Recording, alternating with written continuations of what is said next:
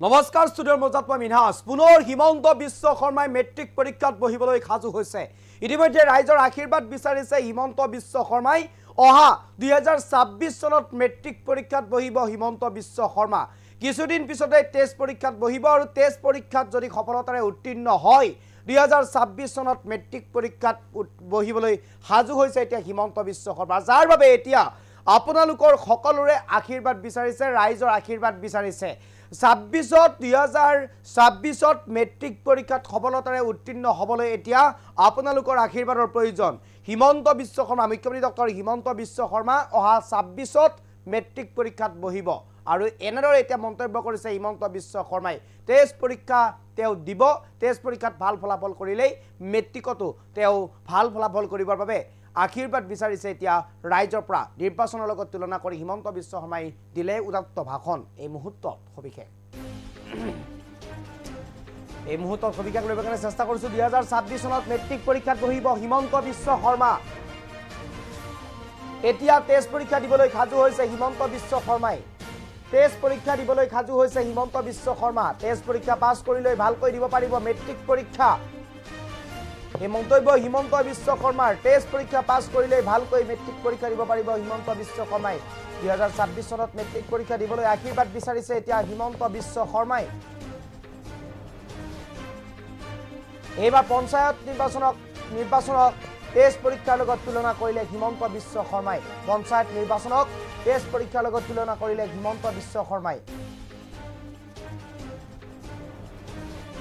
এইবাৰ যদি পঞ্চায়তত বিজেপি জয়ী হয় তেনেহলে মই টেষ্ট পৰীক্ষা পাছ কৰিম বুলি ধৰি লৈছে হিমন্ত বিশ্ব শৰ্মাই যদিহে পঞ্চায়তত বিজেপি জয়ী হয় তেনেহলে টেষ্ট পৰীক্ষাত উত্তীৰ্ণ হোৱা বুলি ধৰি ল'ব হিমন্ত বিশ্ব শৰ্মাই আকৌ 26ত মই বিধানসভা অৰ্থাৎ মেট্ৰিক পৰীক্ষাৰ বাবে সাজু হ'ম 26ত মই আকৌ বিধানসভা অৰ্থাৎ মেট্ৰিক পৰীক্ষাৰ বাবে সাজু হ'ম বুলি মন্তব্য কৰিলে হিমন্ত বিশ্ব শৰ্মাই এতিয়া অসমত শান্তিৰ পৰিৱেশ ঘূৰি আহিছে অসমৰ পৰিৱেশক লৈ এতিয়া মন্তব্য কৰিলে মুখ্যমন্ত্ৰী ডক্টৰ হিমন্ত বিশ্ব শৰ্মাই শান্তিৰ পৰিৱেশ এতিয়া ঘূৰি আহিছে অসমত শান্তিৰ দ্বীপলৈ পৰিণত হৈছে শান্তিৰ দ্বীপলৈ ৰূপান্তৰ হৈছে এতিয়া অসম 40 বছৰত কংগ্ৰেছে নকৰা কাম 4 বছৰত কৰিলো বুলি মন্তব্য কৰিলে হিমন্ত বিশ্ব শৰ্মাই 40 বছৰত কংগ্ৰেছে নকৰা কাম 4 বছৰত কৰি দেখুৱালো বুলি মন্তব্য কৰিছে হিমন্ত বিশ্ব শৰ্মাই এতিয়া মাত্ৰ মোক মেট্ৰিক পৰীক্ষাৰ বাবে আশীৰ্বাদ দিয়ক বুলি মন্তব্য কৰিলে হিমন্ত বিশ্ব শৰ্মাই এই মুহূৰ্তত সবিশেষ লবৰ কাৰণে চেষ্টা কৰিছো ইতিমধ্যে মুখ্যমন্ত্ৰী ডক্টৰ হিমন্ত বিশ্ব শৰ্মাৰ মন্তব্য আছে মই আপোনাৰ মন্তব্য শুনিব বিচাৰিছো সমষ্টি মানে আপোনালোকৰ মাজত আহি ইলেকশ্যন উঠিব লাগিব এতিয়া মেট্ৰিক পৰীক্ষা দিয়াৰ আগতে এটা টেষ্ট পৰীক্ষা হয় নে নহয় বাছনি হয় নে নহয়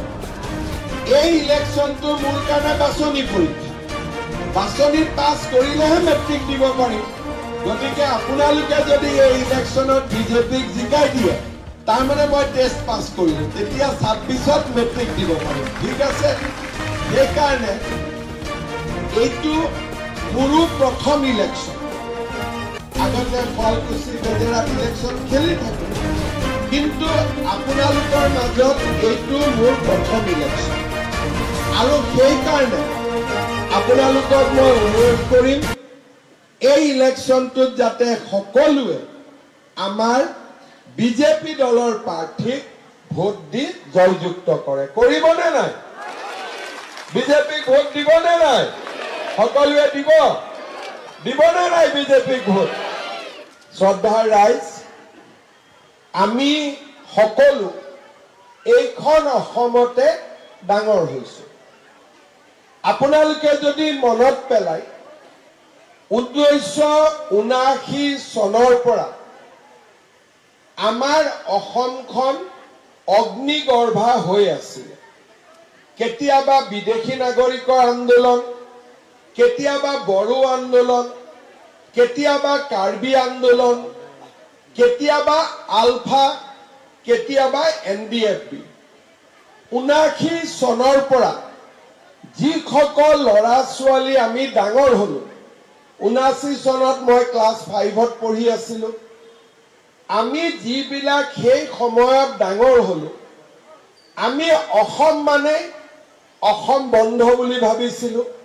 পিকেটিং আন্দোলন ধৰ্ণা ধৰ্মঘট লাহে লাহে 85 চনৰ পিছত অসম মানে বোমা বিস্ফোৰণ এনডিএবি আলফা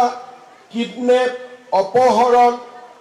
অসম বন্ধ কামৰূপ বন্ধ নগাঁও বন্ধ গোৱালপাৰা বন্ধ ধুবুৰী বন্ধ লাহে লাহে আন্দোলন আগুৱাই গৈ থাকিলে আজি বোলে কমতাপুৰৰ আন্দোলন কালি বোলে আন এটা আন্দোলন আজি বোলে আদিবাসীৰ আন্দোলন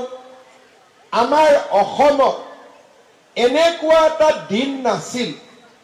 যিটো দিন অসমীয়া মানুহে বেয়া খবৰ নোপোৱাকৈ পাৰ কৰিছে কেতিয়াবা বোলে আলফা